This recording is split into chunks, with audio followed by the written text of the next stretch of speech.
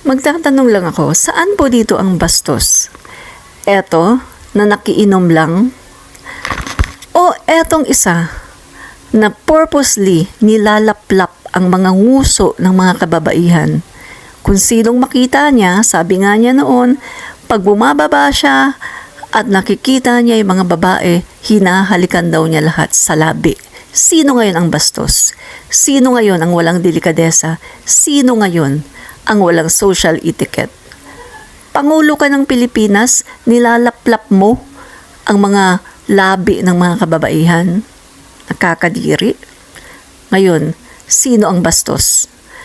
Yung nakiinom dahil sobrang uhaw na uhaw dahil maghapon ang kanilang events? O eto na nilalaplap ang mga nguso ng mga kababaihan na hindi nga natin alam kung may mga asawa yung mga yan, may mga boyfriend yung mga yan, may mga anak yung mga yan.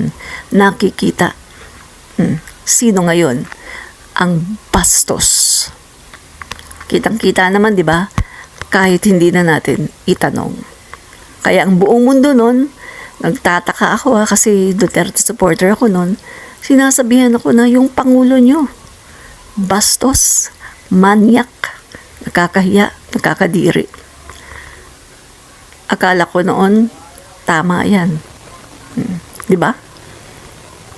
Sino ngayon ang bastos, nakakadiri?